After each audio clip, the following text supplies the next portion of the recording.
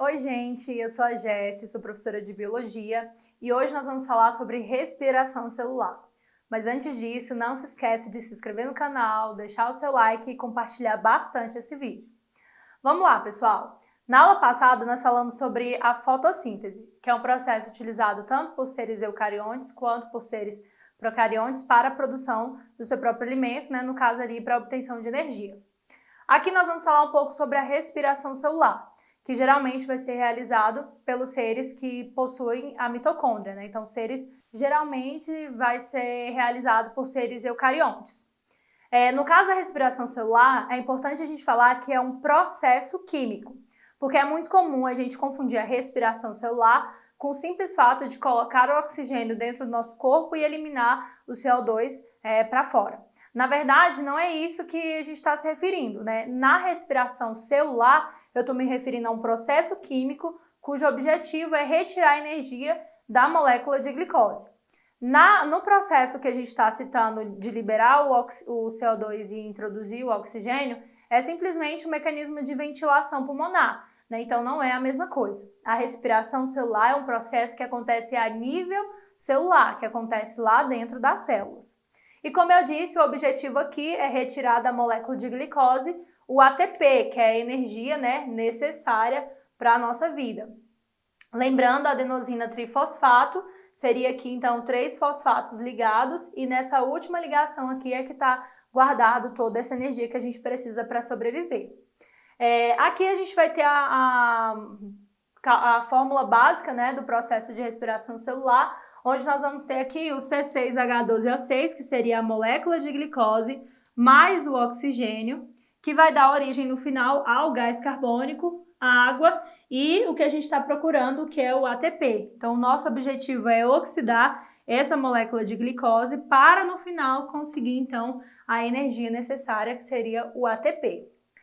O que acontece aqui? Toda vez que você oxidar, literalmente aqui a molécula de glicose, você vai liberar elétrons e vai liberar também hidrogênio. Esses elétrons e esses hidrogênios vão ser importantíssimos na produção do ATP, que é a energia que a gente precisa. E aí, lembrando, para que esses componentes aqui consigam realizar a produção do ATP, nós precisamos das transportadoras, que seriam aqui o NAD e o FAD, tá? Então, essas duas aqui vão conseguir carregar todos esses hidrogênios e todos esses elétrons livres para que a gente consiga ali no final, produzir esse ATP, que é essa molécula necessária. Esse processo aqui, então, de respiração celular vai acontecer em 3 etapas. A primeira vai ser chamada de glicólise. Glico significa glicose e lise vem de quebra, Então, nós vamos quebrar a glicose, ou seja, quebrar literalmente o açúcar. Uma vez quebrado, esse açúcar, então, vai ser encaminhado para o ciclo de Krebs, que é um ciclo onde você vai ter várias enzimas, e vários compostos sendo formados aí, para no final nós liberarmos o CO2 e também adquirir mais moléculas carregadoras, de NAD e FAD e mais elétrons e hidrogênios livres.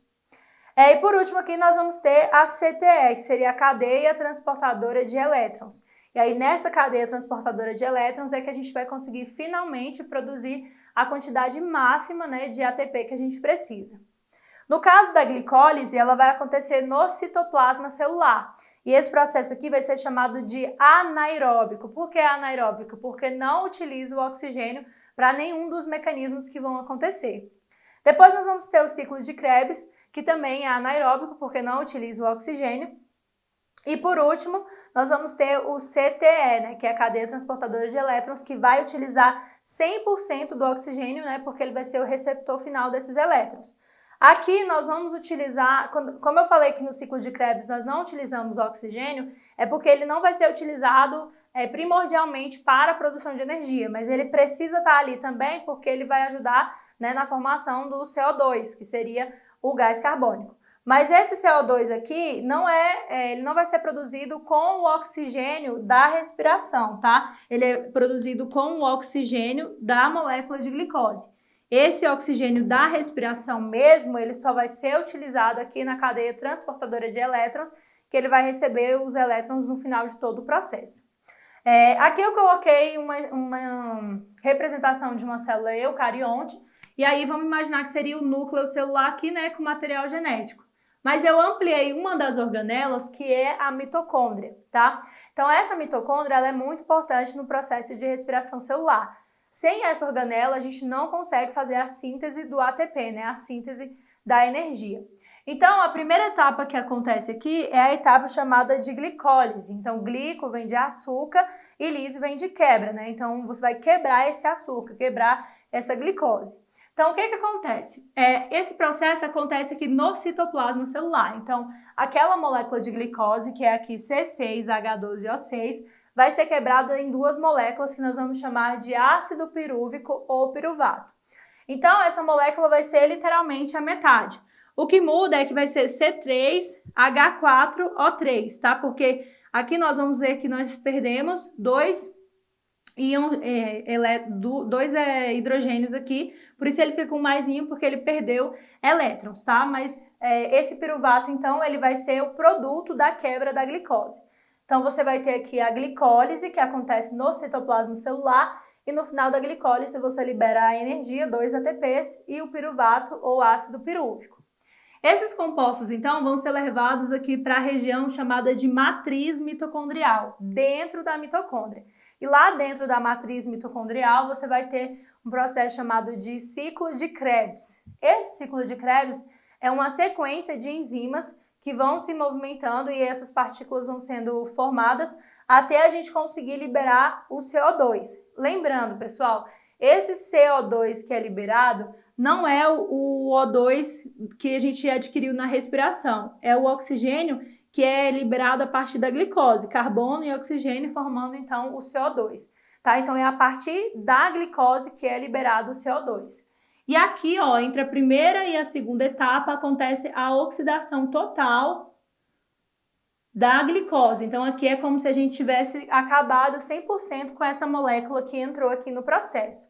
Então aqui também vai ser liberado mais elétrons e mais hidrogênios, né, que estão aqui faltando elétrons. E as moléculas transportadoras NAD e FAD, que são elas que vão encaminhar, então, todos esses produtos aqui, tirando o CO2, né, porque o CO2 vai ser liberado da nossa respiração, e vão ser encaminhados agora para essa região aqui, que são essas curvinhas aqui, que são chamadas de cristas mitocondriais. Então, nas cristas da mitocôndria vai acontecer um transporte, né, de elétrons. Então, por isso é chamado de cadeia transportadora de elétrons. Então, o que acontece? Nessa região aqui de membrana, a gente vai ter várias enzimas, né, várias proteínas aqui integradas, que vão ter a função de transportar esses elétrons, por isso cadeia transportadora de elétrons, né? E aqui no final nós vamos ter uma chamada de ATP sintase, né? Então, é aquela responsável pela síntese de ATP, pela produção da energia em si. Então aqui esses elétrons e esses hidrogênios, eles vão ficar se deslocando aqui pela membrana, né? Os elétrons vão se deslocar pela membrana, né? Pelas cristas mitocondriais, e os hidrogênios vão passar pela ATP sintase. Toda vez que o hidrogênio passar pela ATP sintase, ele vai produzir uma molécula de ATP, que é a energia.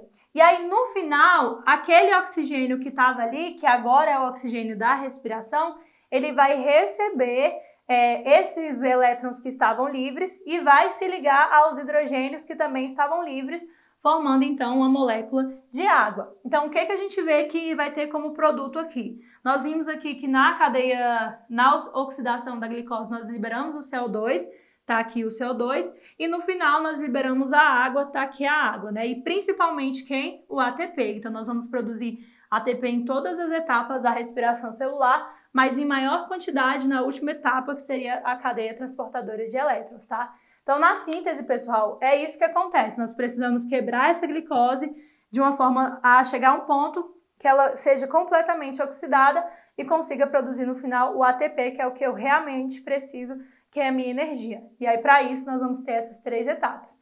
A primeira é chamada de glicólise, que é a quebra literal do açúcar.